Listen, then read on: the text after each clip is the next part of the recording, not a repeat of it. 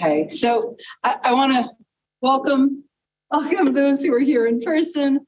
Welcome everyone who is joining us on Zoom. People keep coming in the room. Apologies, I'm going to let everyone come in the room. And I know, let me, one more technical detail. The camera is too high. Any chance we could see more of Henry? You know what, Elise, I appreciate that. I will just move this back. That's all we can do. And I think I'm going to leave it like that. We're just having fun with the recording. Okay. Yes. If there's, if you need to communicate with me, please don't communicate with Kiddish Room. Communicate with Temple Emanu-El. I'm a co-host on it, and that's the one that I'll keep near where I'm seated. So it's a little less informal with Henry, with you standing up, but this is the way that we make sure that people who are seated here and people who are seated at home can hear you well, and that's what's most important. And so, so I want to get started, not with my own words, and not even with your own words. I wanted to start with the words of Jean Colleran. If I pronounced her name correctly? Yes, correct. She is a professor emeritus of English, and she wrote the foreword for your book. This memoir from a grieving father, written over a period of 10 years after his son died by suicide, offers a way not only to live with the loss, but also to transform it into part of oneself. This way is not methodical or simple. It requires courage, retrospection, and deep effort. Most of all, it requires empathy and generosity and a willingness to be re-wounded when all the broken spirit wants is to curl inward to numbness. There are no phases of grief to be passed through, only the hard task of working through trauma, of reviewing all of one's own life and the life of the deceased, knowing there will be no final resolution. But there will be a shifting, a movement that clears room and accommodates the pain as part of the self, forever altered as understanding is gained. This memoir offers a fundamental truth that loss illuminates love's bonds, enduring and consoling. So I guess as the start, I think there are people in the room who have read the memoir, and there are people in the room who have not read the memoir, and people who've been really close with you on this journey, and those who've been more on the outside. Can you talk a little bit about why you wrote this book?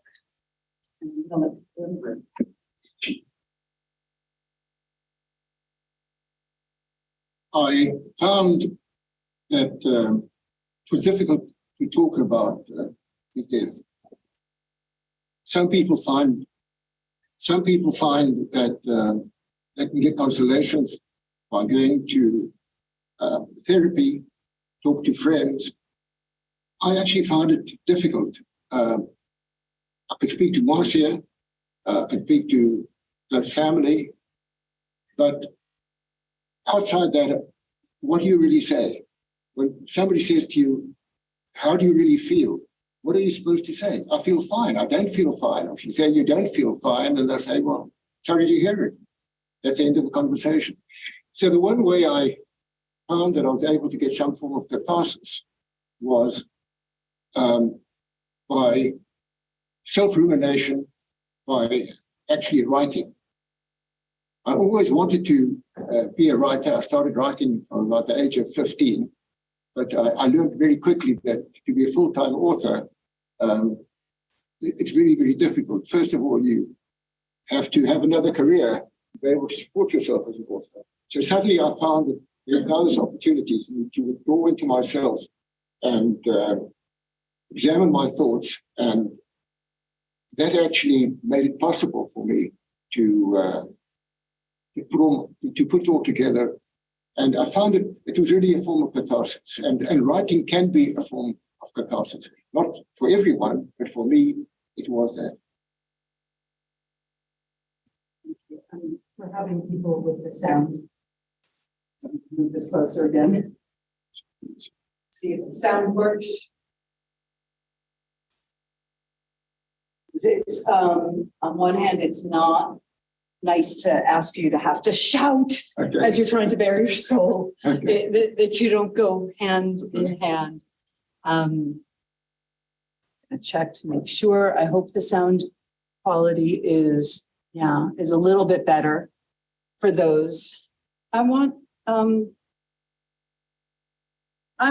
to the extent that we're in conversation, I'm going to share some of your own words from the book. I'm going to ask some questions. We're going to take some time, Henry, where I guess I'm asking you the questions. We will make sure we have time for conversation for those who are here with us in the room.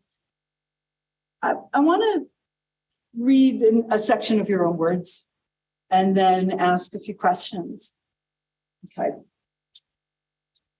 Grief accompanied me on the journey like clouds moving slowly over the sky, sometimes obscuring the light, occasionally allowing the sun to pour through.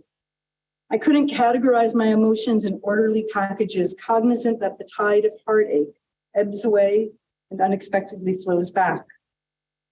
Our initial focus was on our family and the need to come to terms with painful emotions and melancholy. Each of our sons, daughters-in-law, and grandchildren have shared and created their own special memories of Sean, whether through Facebook or naming a website in his honor. Whenever appropriate, our grandchildren joined us in acts of remembrance. We did not want our pain to be shrouded from any of them as a dark, unspoken family secret. So in your life and in this book, love and death are intertwined in so many ways and in so many generations. The unspoken family secret, or the concern about that. Can you talk a little bit about the barrier of speaking about suicide, the language that people use? You talk about, does one commit suicide or not? Can you open up about that for us? The word commit, unfortunately, has a legal significance. A person commits a crime. And in the past, when they linked the word suicide and commit, it was not appropriate. So that is not, I would say, used today anymore. And the second point that you raised, and that is about this family secrets. What I found, especially after Sean's death, is how many people spoke to me about their own bereavements, their own challenges. People that I've known for many, many, many years never spoke about it. And in most families, I think there were secrets that they wanted to keep to themselves. They didn't want the children to know about it. They did not want anyone to know about it. And I felt that what was important was to open up, that one should speak about it. The issues of mental health cannot be handled unless one is open about it. And in my own family, my parents, grandparents, there was issues of mental health, as I would say in many, many families. But it was only now, when I wrote the book, that I was able to put it all together. And it was the uncle, for example, who was run over by his car stalled at on the railway track, and he was killed. And we were all very sad that he was a beloved great uncle, mine and my mother's uncle, and it was a tragic accident. And this is what I believed. And then about a year or two later, my mother was very upset. She said, "Can you believe it? The railways have sued the estate, his estate, for damage to the train." I said, "Well, how is that possible?" She said, "Well, they think it wasn't an accident." And when I went into it further, I realized it wasn't an accident. He had various financial difficulties, and he took his own life. But these are the sort of family secrets that are kept. And very often, parents, grandparents don't want to tell you about it.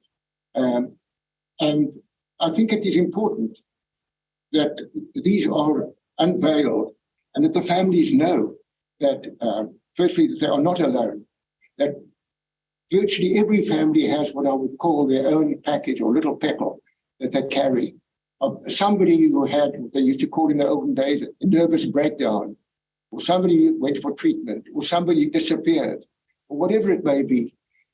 So that is, I think, an important thing that they should know, the family should know, that there are issues and that they have to be dealt with. So if I can ask, because we are here because of Sean, can you talk a little bit about him? Those? Well, I got to know Sean, sadly, very much better after he passed away. I don't have to tell you, most of you may have children or grandchildren. And when you ask them, what was it like today? They say it was fine. What was school like? It was fine. Everything is fine.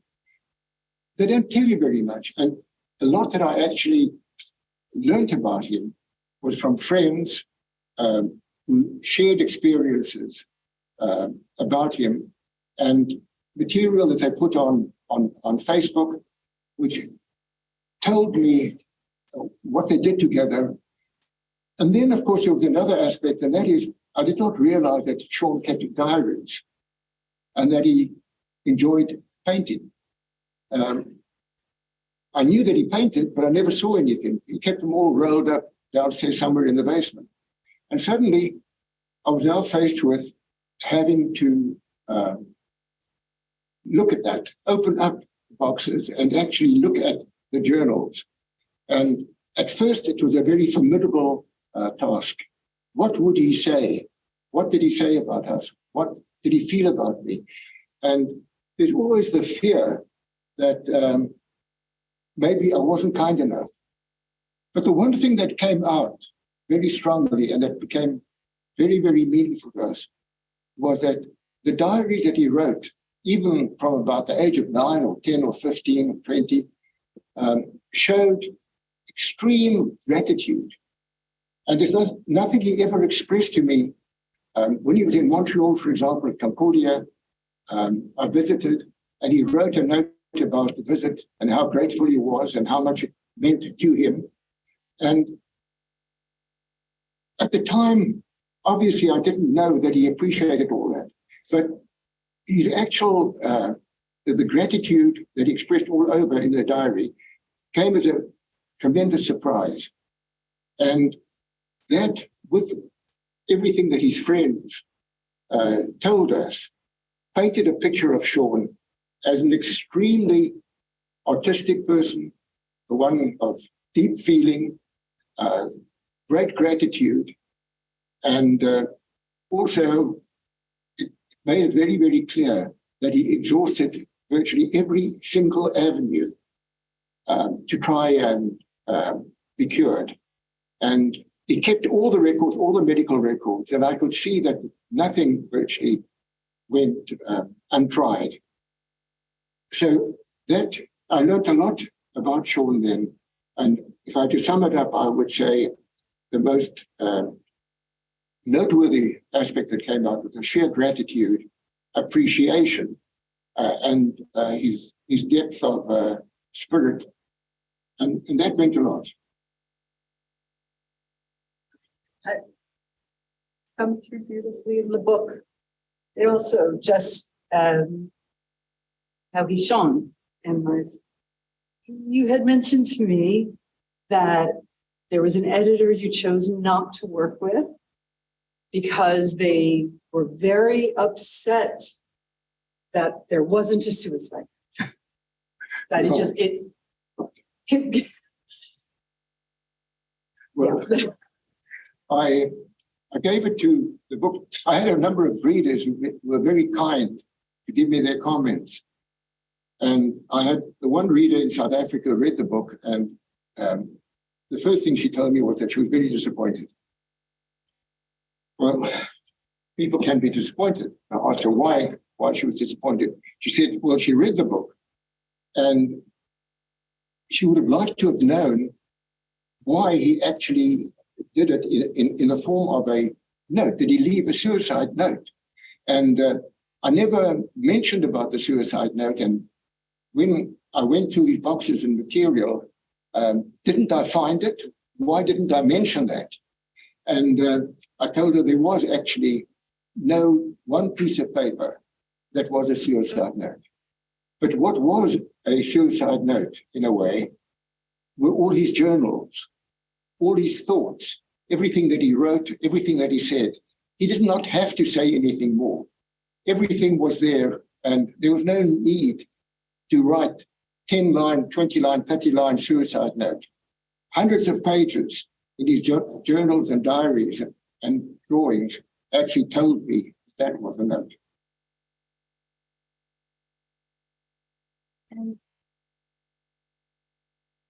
And even before one opens your book, I'm going to hold it up, I guess, for people to see if you've not seen the cover. Let's see if I can get that close.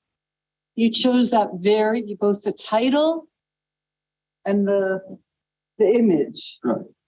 Can you talk about both of them? Would you? Well, in regard to the title, anyone who's tried to write any memoir or book will know that to find a title is very difficult. It may only be 4 words, but can be very time-consuming to actually work out what you put there. And yeah, I didn't want a sort of a stereotypical cover. And we agonized over what to have on the cover. And eventually, what I did was I took a photograph from our cottage of sunrise with a canoe. And near the front of the book, I described what that was about. And I wrote here, in the recesses of my mind, I kept hoping that early one morning, standing on the deck of our Muskoka cottage, watching the dark sky turn pink over the lake, I would see our canoe gliding slowly out of the receding grey mist, and there would be Sean paddling back to us. Rational thinking cannot compete with such yearning.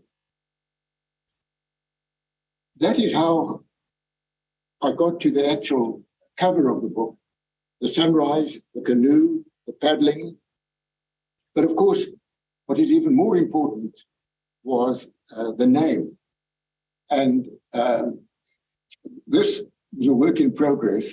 And eventually, Marcia came up with a name. Sean lived quietly. But names take a time to grow on you. And eventually, I felt that that was the right name, because if anything, Sean did leave quietly. He actually planned his leaving in a very, very, very meticulous way. And in planning it, he wanted to make sure that even though, of course, death is painful, he wanted to be in the least possible painful way to family and us as possible. So he chose a time when we were away, but we were returning that night. And what he did was he made it, I could say, as painless as possible to himself and to us. And that is why Sean Lives Quietly.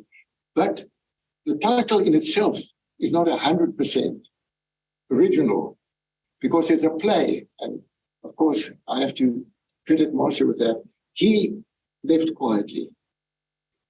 by Yale Farber. It's a fantastically well-known play of a person who is being executed in South Africa under the apartheid laws. And he was very considerate. He did not want to wake up anyone. So he left quietly. So that is why Marcia came up with that title. He left quietly to Sean left quietly. And on the tombstone, we put the words as well about leaving quietly. And just from a copyright point of view, I have to add that we did get Yale Farber's permission to use that title, and she was very, very gracious about it. And very much appreciate, what she said when she wrote back. I think did that cover that? Yeah, no, I told you, and I'll say it publicly. I mean, I found such a powerful, poetic, moving entry into your journey that you shared. And one of the things that struck me, the image of him paddling away, the image on the cover, one of the things that you had mentioned, I'm going to just read it. There's some river imagery. I looked at the plain pine casket in the temple sanctuary and closed my eyes for a moment as the tears spilled out. I imagined Sean crossing the river Styx in a rowboat with his sole companion Charon, the Greek mythological ferryman, carried the souls of the newly deceased across the boundary between Earth and the netherworld. I feared for his uncertain journey, yet I was comforted believing Sean would reach the Elysian fields, the final resting place of virtuous souls. He had lived a life filled with care and compassion despite his own deep pain.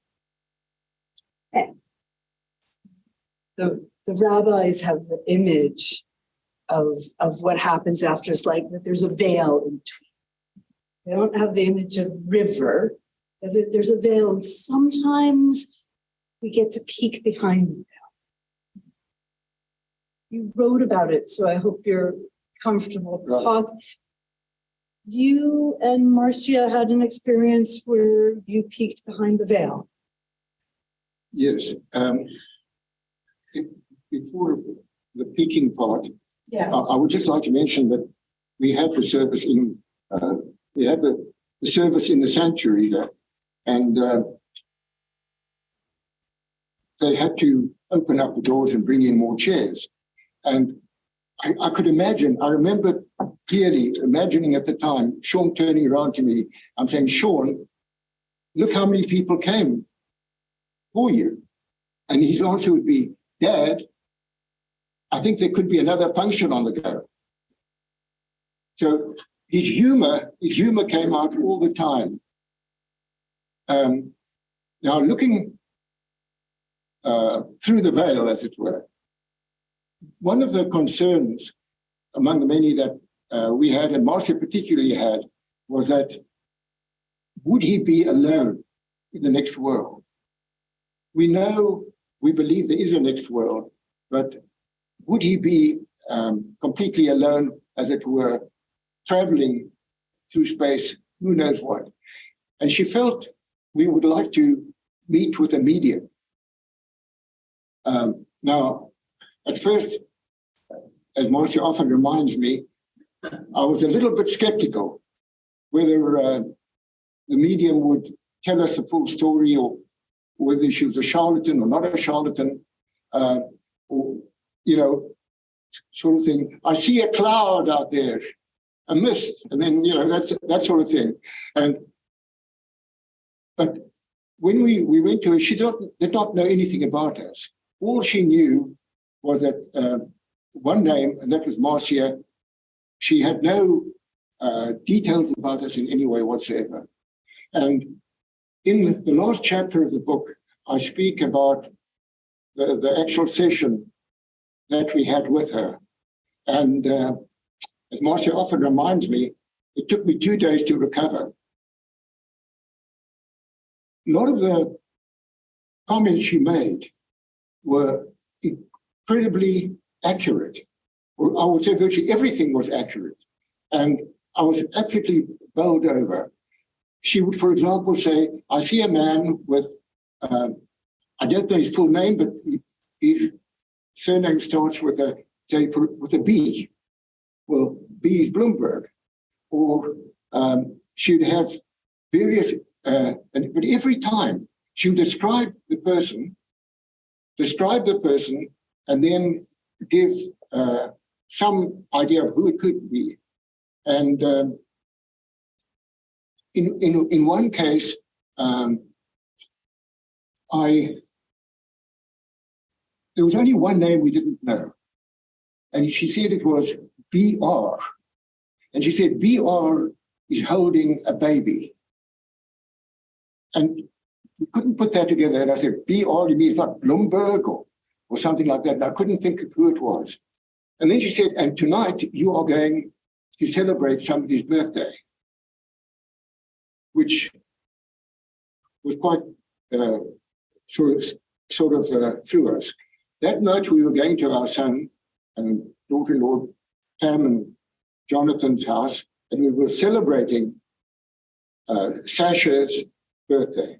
Sasha had passed away a number of years before, and we were honoring her by having a birthday. So they asked me what it was like at the meeting with the medium, and I said, well, there was only one thing I didn't know, BR. I didn't know who BR was. And Pam said, and I said, whoever BR was, he was holding a baby. And she said, BR is Bruce, her father. Now, I mean, I didn't need very much more to convince me that somehow or other, in ways inexplicable, she was able to sort of penetrate that veil. The concern that, of course, we had, was he alone? And she said that the person, as it were, who was actually handling it from the other side was my late father. And he was taking care of Sean. And she said who all the people were there, and she described them, including Marcia's parents and Sean. And at the end of the session, she actually gave me a tape of the whole session, which I listened to extremely carefully. And from that tape, I put together the last chapter. And everything in the last chapter is exactly as said in the, at the medium. But of course, I had to put things together because sometimes they are scattered, but I put them together. And in that way, I think it was possible to penetrate the veil as far as we're concerned. But again, I don't expect that everyone will be a believer. It's interesting listening to you talk about it now, where I can hear your concern is there are people who are not going to believe, not going to accept. And I know in the book you mentioned just briefly that you might have been one of those people. But the sentence that struck me, or the two that's, no. If you said this is an accurate transcript, then you're understanding them. The lingering emptiness I'd carried with me was slowly being replaced by an unfamiliar feeling, serenity. So that you left there with the calmness. Well, if anything, I would say I was shaken. Yeah. Just reading your words. The calmness came a few days later, but I don't think that one can sort of walk out of a medium's room feeling calm like that. I sort of felt that because I was a bit skeptical initially, she really shook me, and I knew that what she said was truth.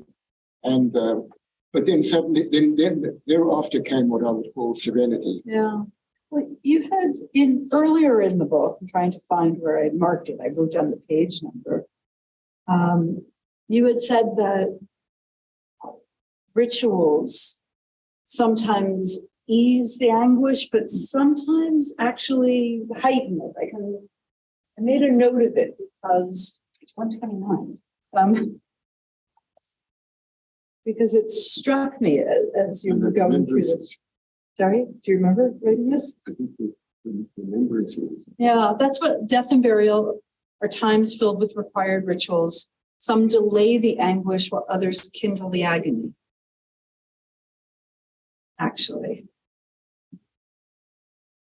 this wasn't, that reflection that you came to wasn't actually when Sean passed, but it was with Sasha. Right. Well, with Sasha, our granddaughter, who passed away at the age of 2 from multiple medical complications, there's also a period of bereavement.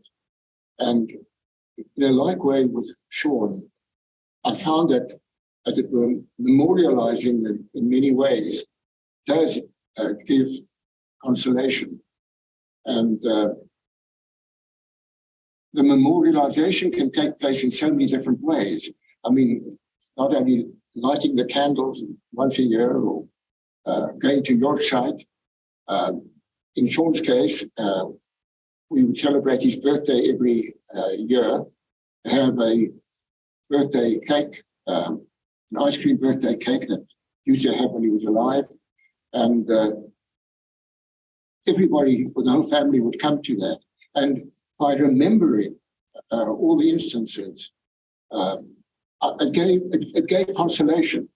And I think the underlying aspect is that while the memory is there of the person, in some ways they are still living inside you, and they are living and they are with you.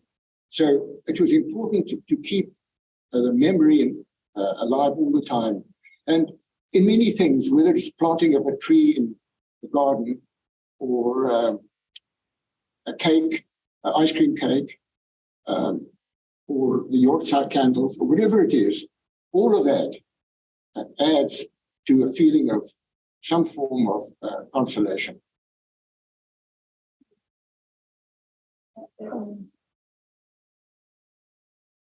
The living cannot fully fathom the finality of death. While death by any cause is heartbreaking, the loss of a beloved person to suicide brings it added layers of emotion for the bereaved, layers that need to be peeled away. Well, death by suicide is very, very different, as we all know, from a death from natural causes. One of the aspects that always arises is, could we have done anything more? There's always, in the case of suicide, a tinge of guilt that one has to confront. In our case, we actually felt that there was nothing more we could do. We felt that every avenue that was explored, that could be explored, was explored. And then it comes to a stage where you have to say, we could not do any more. He was suffering. He came to the end of the road where he knew that there's nothing more that would take his pain away. And the aspect of guilt then has to dissipate.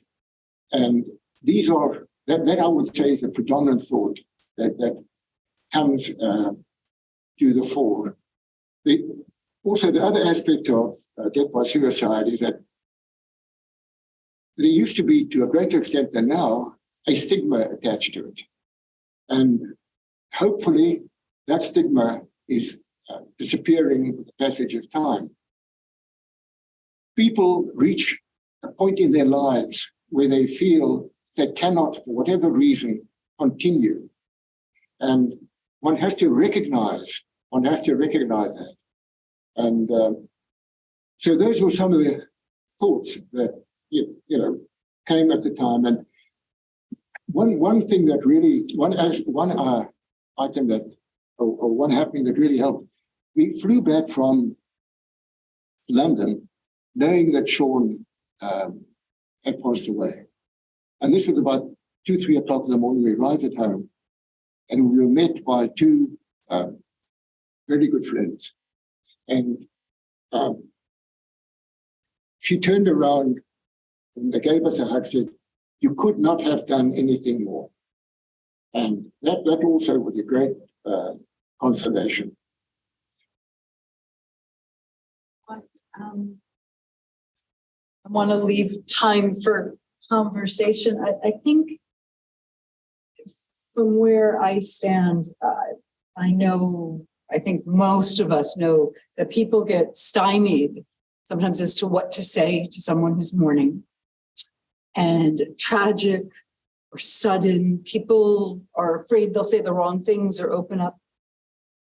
For those who couldn't say to you that you would know because these are your friends and they knew and they were in your life and they knew, what was it that people said to you that gave comfort, if there were any words that gave comfort along the way?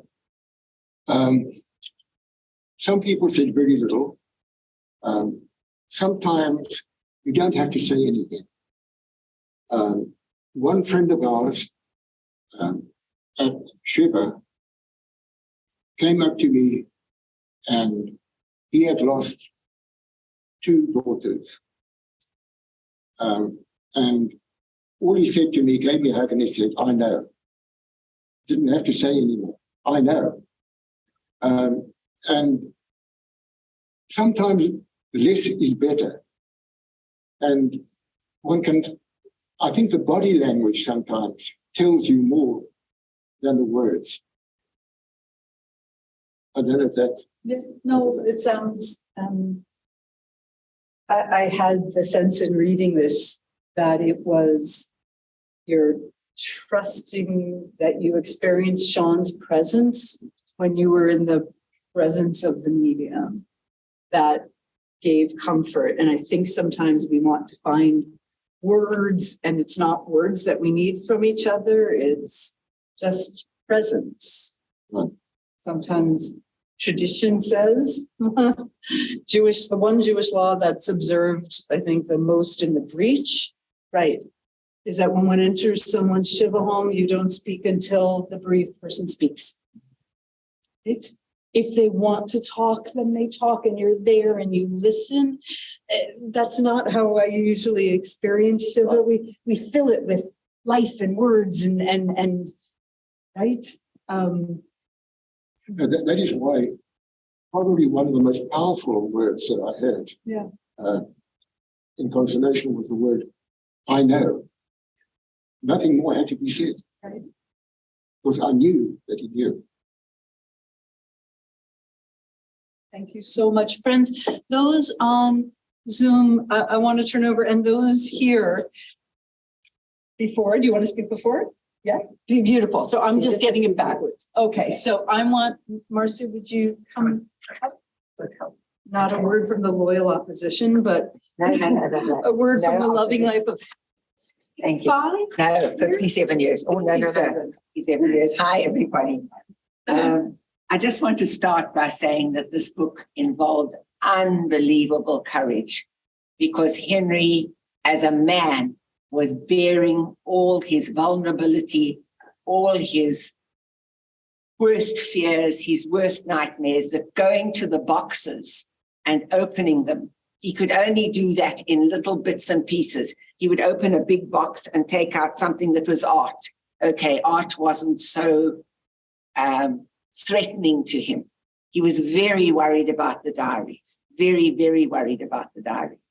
So it was enormous courage and enormous pain that actually I felt obviously as well. And when I proofread the book, it was so painful. He would give me chapters to read, but I also proofread it at the end. So that the courage and the beauty of the writing and the genuineness of what's in that book. Nobody could have written that book for Henry. That is Henry's sense of humor, intellectual, the Greek references, the whatever, his interests, they're all there. And so that is very much Henry's book, and I'm very proud of him. There are one or two things that I would add, and that is when he speaks about the medium, the very important thing was that we actually spoke to Sean. His dad was the one in charge, as he said, but we spoke to Sean. And in the beginning, he came in with Henry's dad, who ran the whole thing. And that's why Henry, for 2 days afterwards, slept. He was so in such shock that he actually slept. But he took Sean's hand, he walked in, and Sean's head was down. And the medium said, that's because he's ashamed. He knows the pain he's caused you, and he doesn't want to speak. By the end, he was speaking. And he spoke about each of his brothers. He spoke about us. He thanked us. He apologized for the pain. And she said, you know what this is doing for him? It's making him take responsibility. And that's a very important aspect. So that was something. But he had a specific message to each brother that was quite appropriate. She knew nothing, as Henry said, about us at all. She only knew that a son had died, because she only deals with parents who have lost a child. She doesn't deal with anything else. And that was all she knew. But the amazing thing, and she said to us, don't think you're leaving Sean with me. You're taking Sean home with you, and you can speak to him anytime you want. And for years and years, I used to every morning go and look at my email, and there's the picture of Sean on the thing, and I'd say, hi, Sean. And then at night, the last thing, when I checked off and closed off the computer, good night, Sean, you just take care. When Henry was having open heart surgery, I said, please, Sean, look after your dad. He needs it very much now. So there have been times of communication. But the important thing was that we all had a chance to speak. She took us for an hour, and she worked out the names. She worked out, it was unbelievable. Henry was very skeptical, and he was very nice. He said that she's a long way out of Toronto. I'm not going to let you drive. You may be too upset. I'm going to drive you. But it was he who was bowled over anyway. And the one other thing that I think was very important was on the tombstone, it says kind and gentle. And that is exactly what Sean was. And Yael has since read the book and written most magnificently about it, and how honored she was that we used the title of her play for the tombstone, which is the exact title, and then the revised title for the book. So that was something that, and there have been wonderful reviews and comments on Amazon, in other places, from people, and we really, really appreciate that. Henry's been amazed and loved it. So that was super. And the only last thing I would say is that one of the things we were determined to do when he was alive was never to speak about him and gossip. So unless a person knew that he was suffering, both from depression and paranoia, we never, ever mentioned anything about the problems he was having, because we felt it was wrong. It was betraying him. Once he passed away, and I actually did the eulogy, I spoke and said, the first thing I said on the airplane to Henry, the minute we heard Kevin phoned us as we walked onto the plane. That was how we heard. And I said to Henry, well, life will never be the same again, which of course it wasn't. It isn't. But I also said, we must respect Sean's choice. We must respect what Sean wanted to do. And that was terribly important to me. And from that moment on, we were prepared to talk about whatever people wanted to ask or know in terms of removing the veil. I like that term. No veil, because that's discrimination. That is shame. We didn't want that to be part of it. When he was alive, different. You don't make a gossip session out of his illness.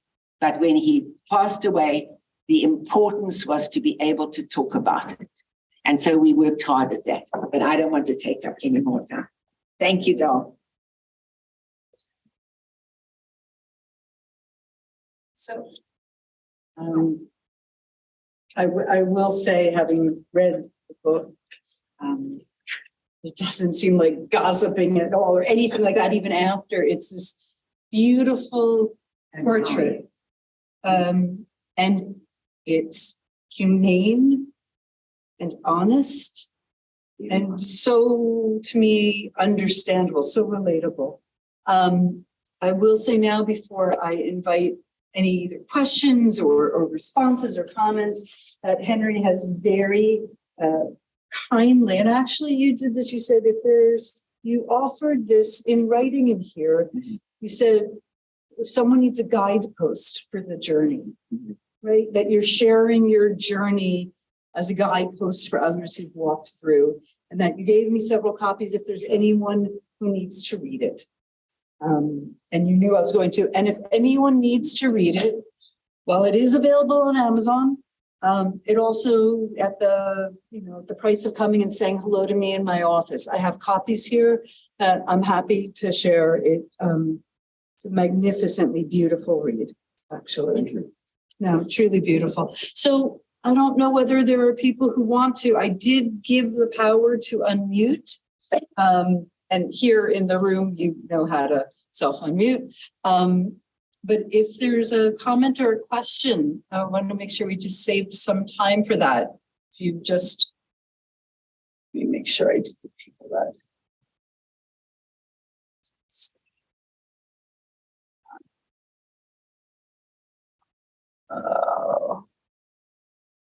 Yes, okay.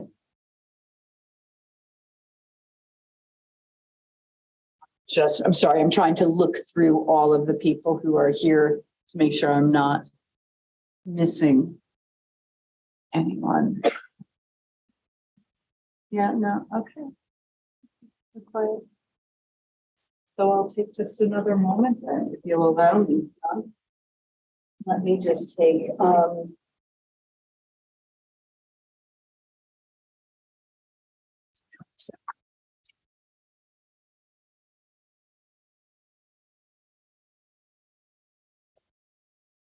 Marcia. You want to unmute yourself, Marcia? Of course. Thank you so much, Henry and Marcia, for sharing that. I read the book and it was very touching. I just wanted to add just a personal note that the first year that I was teaching at Temple Emanu-El, I had a grade 2 class and Sean was in it. So I remember Sean as a 7-year-old, and it just, once the kids kind of grow older, I still kind of keep them as they were when I taught them at that point. So in my mind, he was always this cute, lovely, sweet little boy. And as I read your book, I, just found out what was going on afterwards, which of course I had no idea, but I just wanted to thank you again for sharing this with us. It was brave to come tonight, and I hope everybody, can feel something after listening to you. So thank you very much. Thank you very much, Marcia. I thought you were going to say something else. One of his school teachers once said to me that he was the naughtiest kid in the class. And No. I was proud of that. Junior high. Junior high. In the junior high, that he was the naughtiest in the class. And as I said, I was very proud of that because I think it was a mark of distinction. I didn't have any distinction like that, unfortunately. But it was the school he needed. He needed the gifted school. That's why. Well, after that, he moved to a gifted school, and I found him as part of Mensa. And as he said to me after that, at least the teacher doesn't have to repeat anything 3 times.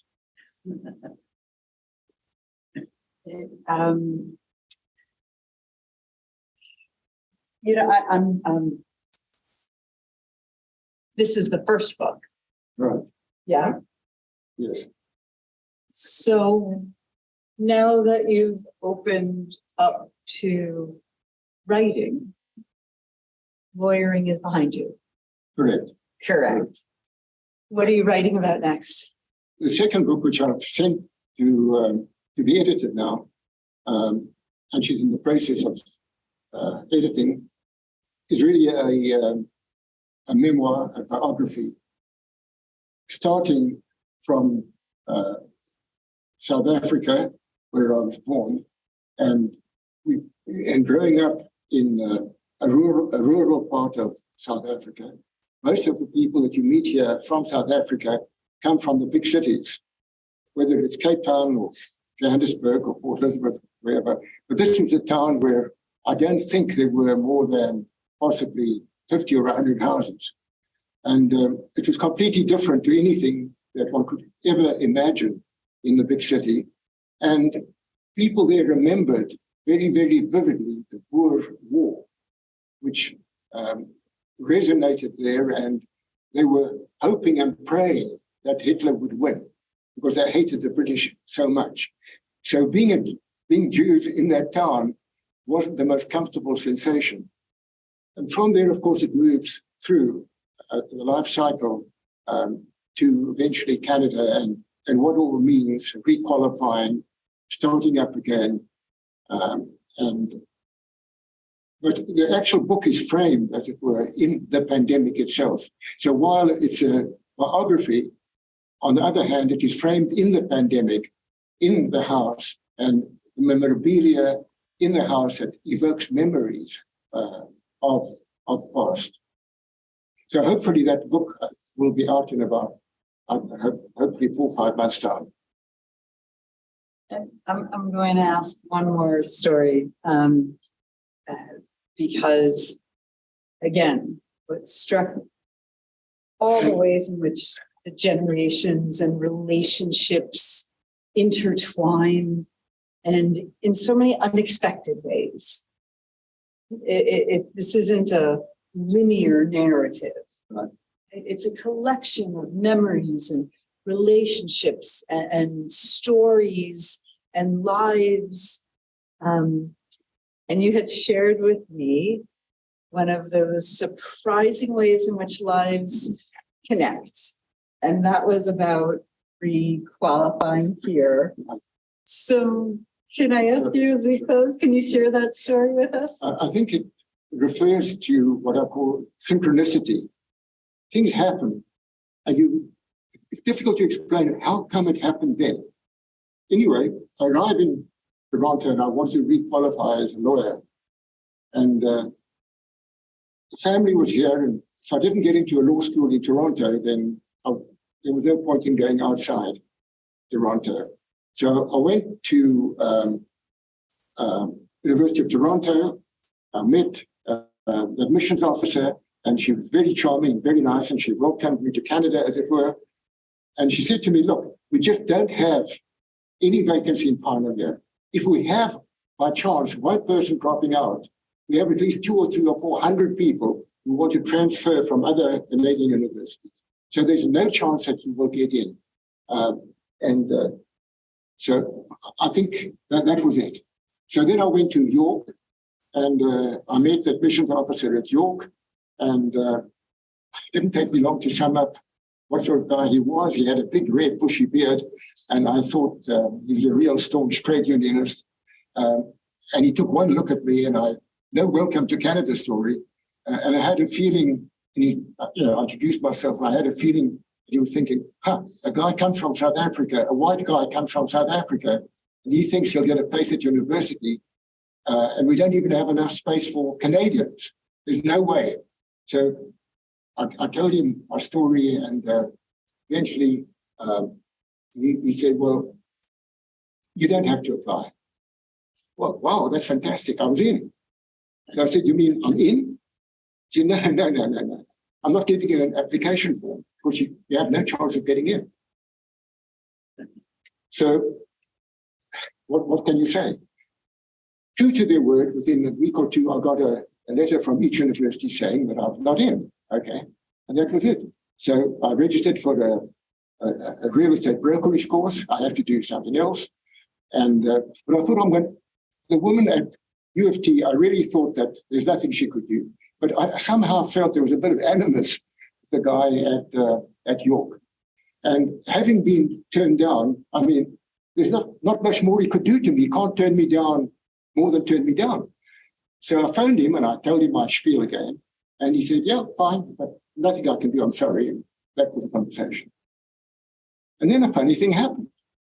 2 weeks later, I get a letter from your Amir. Weird. So I thought, well, possibly the secretary could have made a mistake and sent the letter to the wrong person. So anyway, I go along to York, I'm now in, and I'm a bit scared to see the guy because he may have said, I'm sorry, I made a mistake. But anyway, I've got to meet him again, and he was very, very friendly.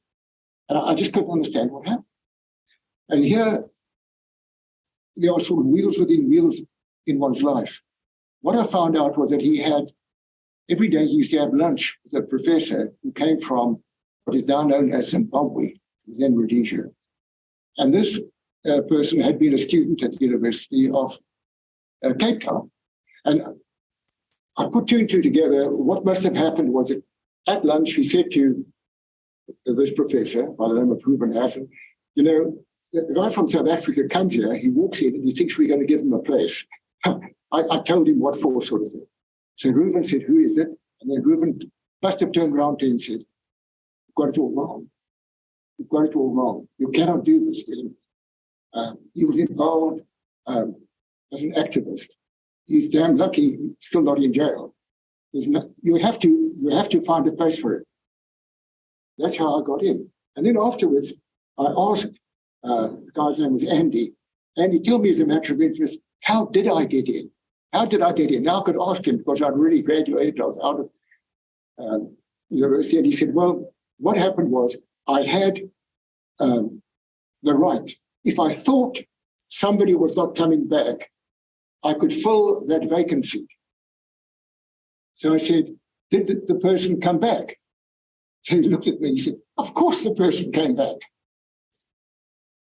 So who knows how the wheels turn around from the university. Somebody who somehow knew what I had done speaks to the admissions officer, and he, as it were, pushed me into to fill a vacancy which didn't actually exist. Thank you. It has been, goodness, it's happened.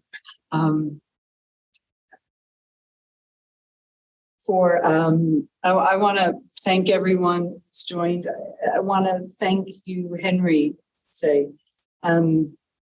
There's a lot of talk now about mental health, and yet it's still so hard for people to get the support and the help they need. And yet there's still a lot of, I don't want to say stigma, but discomfort actually with it. And the way in which, say, you very gently tell us a story of lives. Father and your son, and all those lives who are intertwined with love. It will be remembered always as a blessing. I want to thank everyone for coming tonight, Marcia and Henry, for the lives that you lead and for sharing them here in this community. I'll have to ask Marcia more about your boy when he was 7. But for all those, I do hope that those of us who have struggles, for those of us who love people who are struggling, that this community is a safe and supporting and loving community, and that if there is anything that you need, if we can, we will. And that comes to, I had a lovely large donation made into my discretionary fund to help people who needed support getting mental health treatment if they couldn't afford it for Emanu-El. Because we need to be able to, even from that to knowing that you can be yourself and you don't need to hide when you're here. so that you're sharing this with us as part of making us the community we are. I say thank you. Rabbi, I'd like to thank you as well for making this dialogue possible and also for your empathy, your understanding, and delving into the book and the wonderful questions you asked. And finally, also, I want to thank Marcia for being with me along this journey. Without her, I can assure you the book would never have been written. I'm sure. So thank you for making sure the book is written. And as I say, for Emanu-El next, please, I do have copies here. And if you have not yet read it, you really should. You really should. So I'm going to say goodnight to everyone. Have a good evening. Drive home safely. I'll turn off Zoom for the rest of us, and Laila Tov. Thank you very much. Thank you. Thank you.